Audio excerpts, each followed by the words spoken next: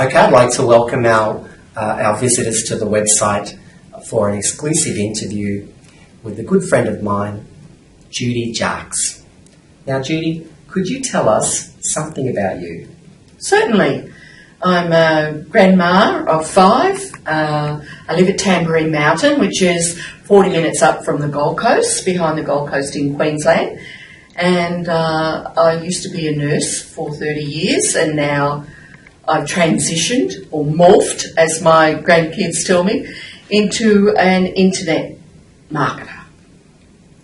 Okay, that sounds very interesting. Certainly, we'd like to know a lot more about internet marketing, but today in particular we're going to be talking about publishing a book and then putting it online so that we can sell it. Now, Judy is a publisher, and I want to ask you the question, what is so good about publishing a book? Well, I never thought at the age of 56 that I would be publishing my first book, but there you go. Stranger things do happen. And I have to say that it is so self-fulfilling. And for anyone out there who is thinking that it's a very costly experience or whatever the roadblock is, you have to just put that behind you and just do it. Because it's wonderful. Okay. What's so good about it?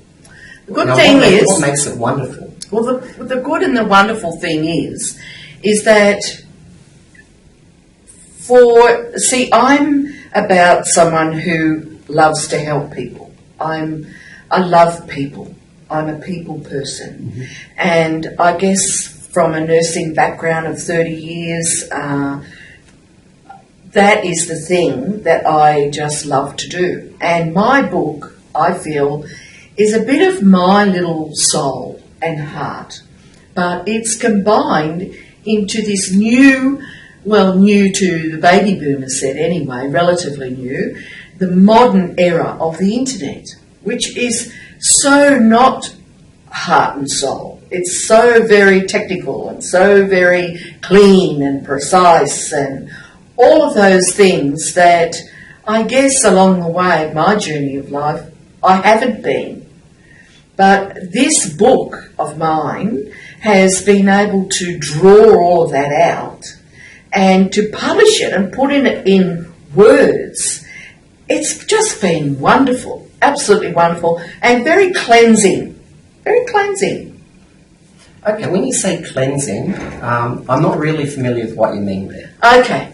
I mean, when you have a lot of things buzzing around in your head for a long time, for me, it's wonderful to be able to put it down, actually physically, on paper, and get it out of your head, for instance, because then it stops bothering you. Yes. Well, it doesn't really bother, but it just is on your mind all the time, constantly. It's like a little wheel in the background saying, you should have done this, or you could have done this, or whatever it is.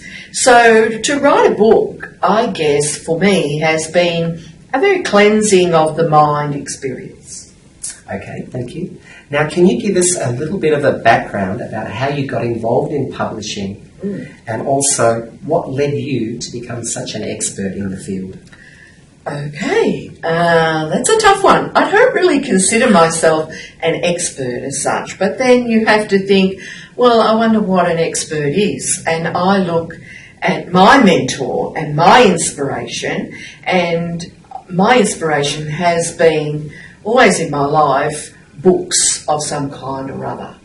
And I was given a book, How to Make Money While You Sleep, written by a lovely young talented fellow who is an Australian, and from that book that actually spurred me on to thinking, well, okay, if this everyday lad from Australia can do this, then why can't I? So I gave it a go. Now, you are too humble. You're definitely an expert because you've published. And not only have you published online, but you've also published on Kindle, which is a very popular medium, and through Amazon. Yes, I have. And the whole process of doing that is not as hard as you think. I suggest, first of all, to anybody who is thinking about doing this in the future, the very first thing to do is to sign up with Amazon as an affiliate, as an association member. Now, once you do that, you have then got a whole array of tools at your disposal. Tutorials, all sorts of individual tools that you can read for yourself, and you can really get a more understanding way of how it all works. And so I did that, and I discovered that the online or the e-reader experience is actually overtaking the hardcover book experience very quickly in today's modern age. Yes. So we have to run with this. We have to embrace change as it occurs, not let it be a hindrance or a block. We have to embrace it, just like our kids do. I mean, you see little ones that can unlock iPhones and do all sorts of things to remote controls for the television and stuff that I can't do, but the little ones do it in a heartbeat. It's not any effort to them. So that led me to making sure, first of all, actually, that I could publish in a format for Kindle. And publishing on Kindle is a little bit different to hardcover, but Amazon guides you through that experience very easily. So I can't praise them enough for their assistance in doing that whole procedure. And I actually self-published initially through Amazon, and once that happened, I was approached by Penguin, and they became my publishers from there. That's amazing. So Penguin found you through Amazon? That's right, yes.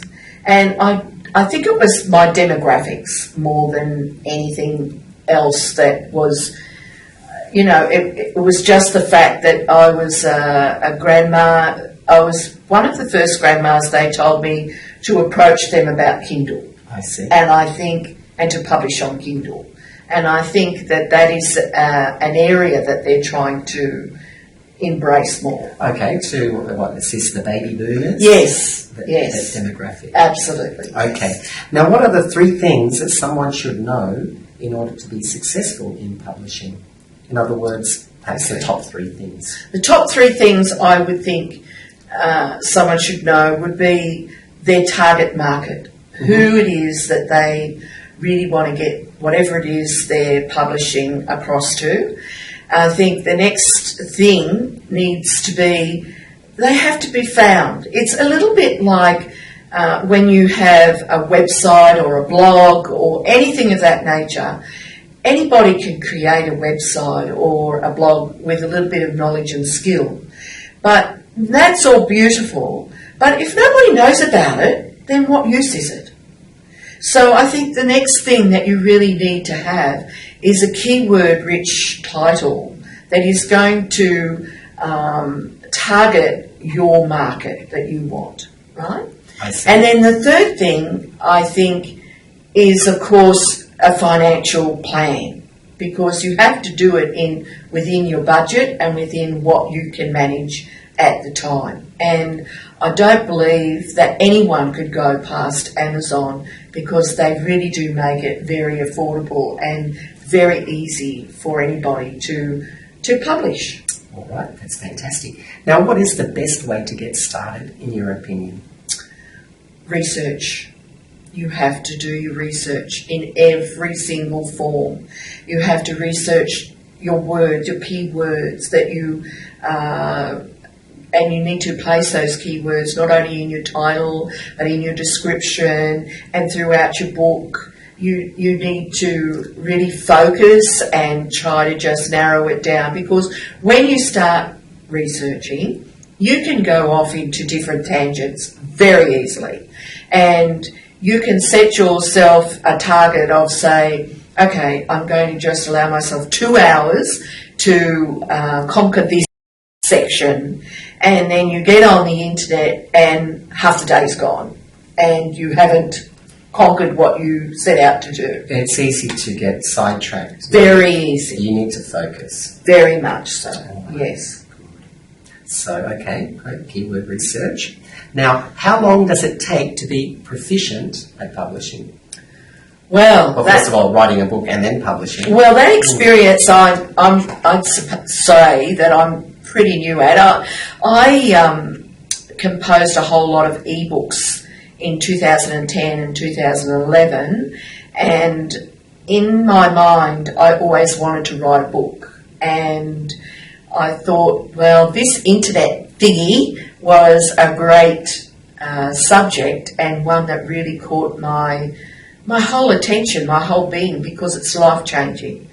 And so that's what I threw my efforts into. And it did take me 12 months. It took me about 3 months of research, and then, but altogether, 12 months of my life went into the whole process. Okay, good. All right, now, how much experience does a person need to publish? None. They don't need any, really. You know, there's a lot of first-timers out there to do things, and you just got to have the want. And if you want this bad enough, you'll do it. You'll just find a way to do it. And look, my little journey is just one little journey, and it's a pinhead in comparison to the whole of the world out there. And if you get onto any publisher and their story, you will see, like me, that they've usually started from humble beginnings. So there's no barriers really, only your own mindset. Well, your methods and advice, can that work for anyone? Can anyone publish? Absolutely. Yes, absolutely. Without a doubt. Definitely. Mm-hmm. Can you give me some real-life examples of other people that have followed your advice? Yes. I have a young fellow by the name of Scott Wrigley, who is at the current moment living in Tasmania, but he used to live in Sydney. And he's a lovely young chap. And he's what I would call Generation X. And Generation X are sort of in the 30 age type group. And he's the kind of guy who really responded to, I guess, me, a mum or a grandma kind of figure, and took on board everything I said to him, and he is definitely about to publish his first publication. That's fantastic. Yeah. And he's just a young fellow. Young fellow. And then I have a lady by the name of Wendy Southern, who comes from Melbourne, and she is 76 years of age and just published her first book. Okay, that's excellent. How wonderful is that? Well, it's 76.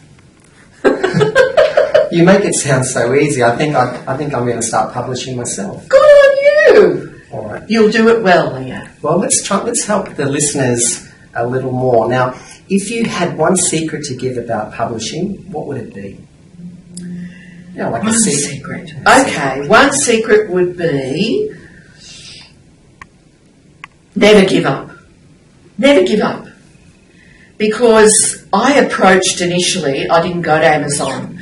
I went to like a couple of publishing houses, yes, and they virtually flew me to the floor and said, forget it, it's never going to happen, kind of stuff. And I just thought, well, that made me hungrier and that made me want it more. So as soon as someone says to me, no, you can't do that, or you may as well forget it, or refer to my age as being a barrier or anything of that nature. Did they refer to you? They never did, but the inference was there. And I picked that up. Feeling that yes, that's what they were talking about. So I thought, no, I'm really going to go for it myself and try and explore other ways. So I would say again in the research, but never give up. Never give up is the secret. Okay, excellent. Now, what are some of the common problems that people would face when writing a book and publishing a book? Never finishing. Okay, how can we overcome that? I think you need to be more focused, set a plan and an end date. Give yourself a good plan and a good end date in your mind. If you don't make that deadline, well, don't crucify yourself over it, but then create a new deadline and try and focus more and stick to it. Okay. In my own experience, I think making a decision is very important, but what's more important is actually starting and taking action. Yes, that's true. What sort of got you going, got you started? Okay, well, in 2010, I started formally my second business, which is an internet business. It's an online business. And through that whole journey of me starting that, and I still do that today, that really was the background to me getting the want to really put my whole journey down on paper and record it, and and I just felt so strongly about not only emotionally but also the data, the need for people out there to know and do the stuff that I have done, and not let age be any barrier, or race or culture or any of those things for that matter. No. Okay, good. Now, some people might think that it sounds too good to be true, to be a writer and a publisher. Is there any catch? No, I don't really believe there is. I think the only thing is your own mindset, and we hear it over and over again. I honestly do feel that is the catch. You have to conquer what's in your head first, and once you do that, the world is your oyster, literally. I want to revisit the question I asked earlier. What got you started? Perhaps I should be more specific. What got you started on your latest book? What sort of twisted your arm to actually put your fingers to the keyboard, or your... Okay, that's a good one. What actually got me started was the fact that after I'd experienced a World Internet Summit, which is a 4-day experience where experts or gurus, or however you like to call these dudes, they come from all over the world onto the stage in front of everybody, and they give a 90-minute presentation about whatever it is that they feel has generated a great income for them. Now, in doing that experience, I had many, many people come to me because, I don't know why, maybe it's my booming voice or something, I don't know. Maybe it's because I tell it like it is, I don't know. But I got a lot of emails initially of folk that had bought programs and were asking me questions. Questions like, okay, Judy, I've been asked to go there and put this video into my website. Where do I go? How do I do that?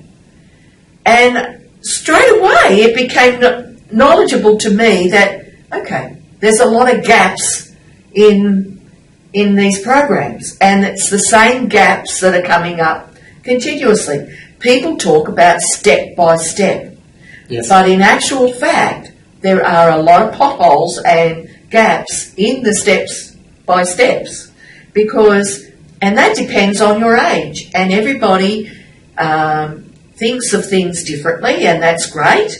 But in doing that, they get lost along the way a little bit, or maybe even just a little bit overwhelmed with all that is being put to them in one go. So I tend to break the computer speak down to regular speak, so that people can more understand it. And I'm talking about the baby boomer set here, and so that's really what got me going, and that was the thing that really initiated me to start. There was a need. Okay, excellent. I think you are a person who is a giver, and my brother would say it's karma. What you give is what you get, and so that's why people resonate to you, because you're giving, and people like to be around givers and give in return. Thank you, Leo. That's lovely of you to say, and I appreciate those words. Thank you. No, it's my pleasure. Now, what are some of the things that someone can do to stay on top in writing and publishing? I think the top thing that they can do is read themselves inspirational books and keep motivated, because keeping motivated will keep your momentum going and it will make it happen. I recently read a book by a lady by the name of Peggy McColl, and it's called Your Destiny Switch. And honestly, that led me to creating my own little switches. And physically, I'm a person who is very visual, and I realise that, and I need that visual experience. So basically, I put 4 switches, slider switches, in a dummy box, bought them from the hardware, and I put 4 traits along the top which were very positive, and the opposite to those traits on the bottom.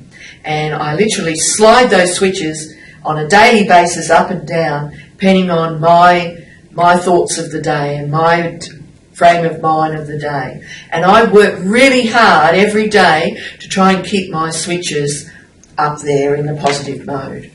Okay, so you have this, it's like a tool? It is a tool. To focus on being positive and Yes. keeping you up? Yes. Okay, excellent. Now, where can people find more information about you and about publishing? Okay, they can easily just go to my website, which is http://judyjaques.com, JUDIJAQUES.com. And how can people contact you?